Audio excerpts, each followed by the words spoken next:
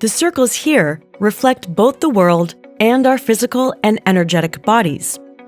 We are born into a world that is off balance. We ourselves are innocents who become programmed to the world we see by the people around us, who themselves have been programmed. Depending on where you are in the world, your perceptions will be obtained by the surroundings and people there. As we progress through life, we can continue to be influenced by the outside world and therefore stay in a state of unbalance. Or we can, at a certain point in life, begin to see and work on our programming. As we do this shadow work, we move into a more balanced state. And therefore, this is the more balanced energy that we are sending out into the world, and the world reflects the state that we are in. So, as we find the balance within ourselves, the world itself becomes more balanced. At some point after we are born, we begin to see the world that is projected by those around us. We are also affected by shapes and structures that are energetically placed and affect us subconsciously. We are in a continuous loop where we daily bring back from our subconscious mind what we believe to be true and create from this place. What is supposed to happen is that we move through life enjoying the creation process, becoming more balanced as we overcome obstacles and celebrate triumphs. We are on the continuous quest of self-improvement, and we raise our vibrational state as we do so. However, the process has been hijacked as we are continually bombarded with fear-based news articles which are blatant, or with subliminal messages via images placed in the background, or by objects which are placed both physically in energetic vortices or on screens, in newspapers or books, etc. And these are both consciously and subconsciously affecting our viewpoint. Each day we bring back into our awareness the world that we perceive as being true, and we create more of the same. The fear we are continuously fed keeps us creating from a low vibrational state and leaves us open to manipulation.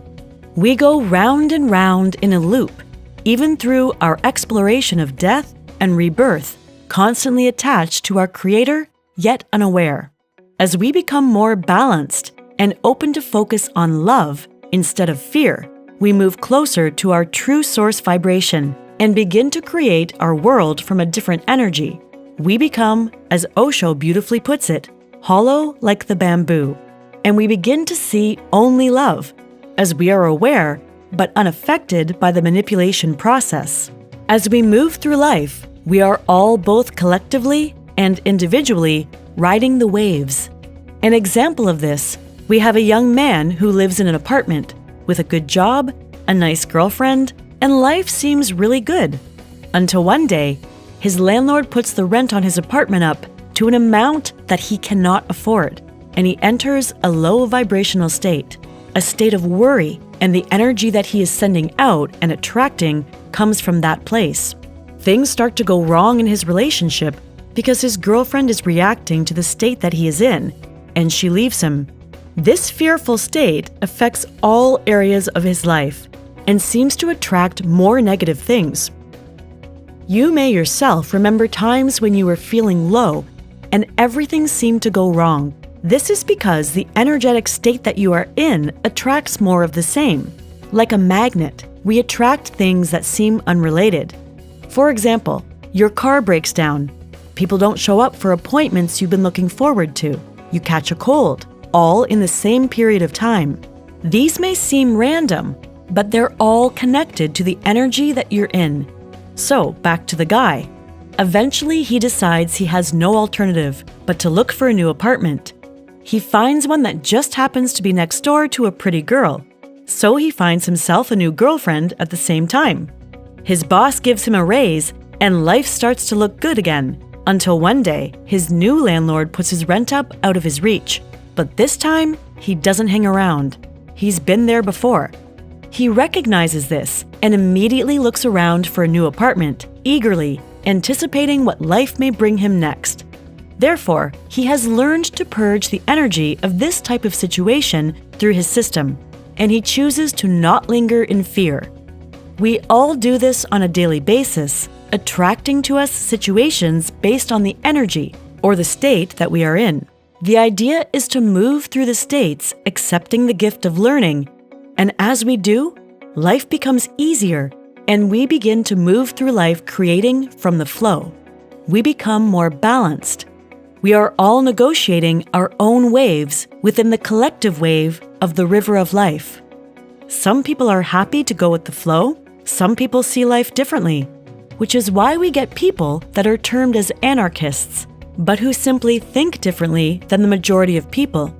Most people, given the chance to simply get on with their life, would do so without wishing harm to another being.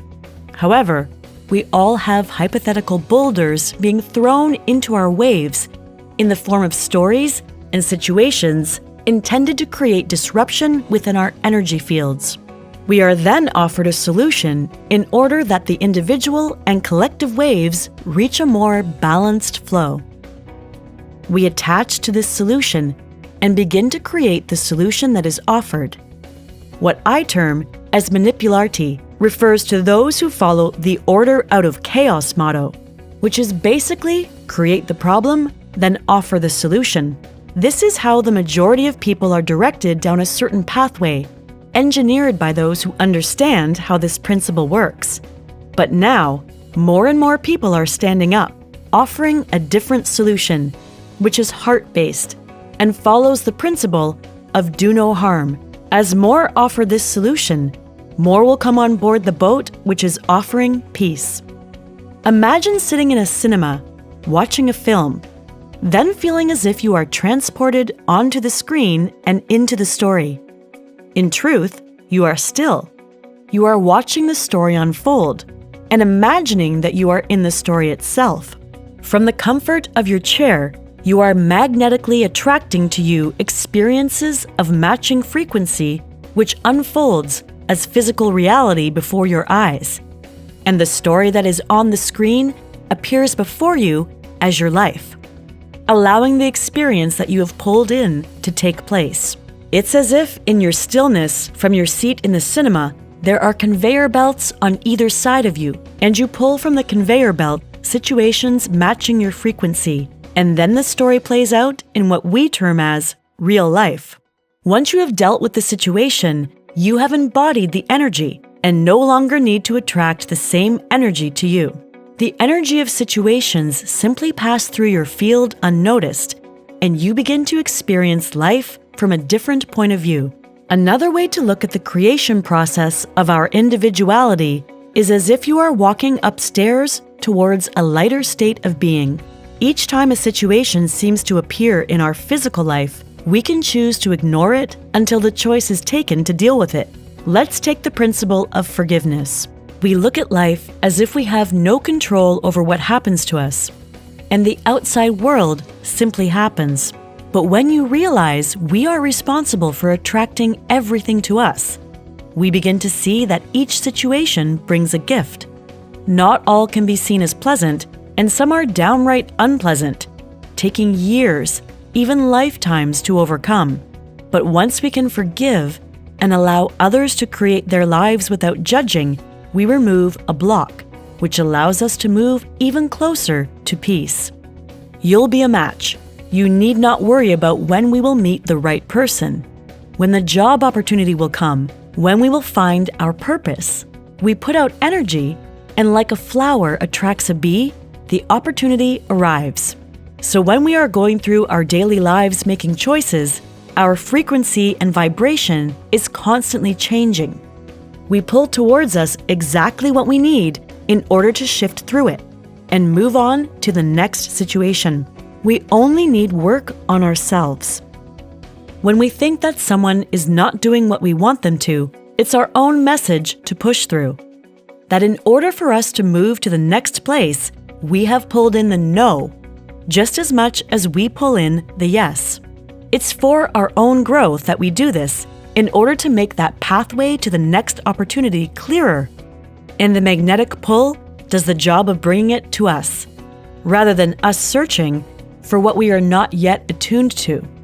This also explains timeline shifts, as we are constantly changing our minds, as we open up to more people and places, as we move into alternative pathways.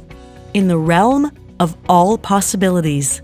Another way to show how life is projected, here we see people going around their busy lives. They're, in truth, still sat in oneness in the cinema seat, but they have decided to become part of the collective storyline we see here on Earth. We are all connected to the collective consciousness, and as we all give attention and focus on a particular thing, the projection of that focus is sent out as energy form, and we believe we see this outer world. Here, we see the boulders that I call boulders of illusion, thrown by the manipularti into the collective consciousness in the forms of stories we see in the media and in the background subliminal messages. As more and more people focus upon this, it becomes the collective viewpoint of reality, which is projected out onto the screen of our reality. These are visions that came through which can explain how life can be created based on our beliefs. So using this information, why not focus our energy on creating a world based in love and on the principle, do no harm, a better world, and so be it.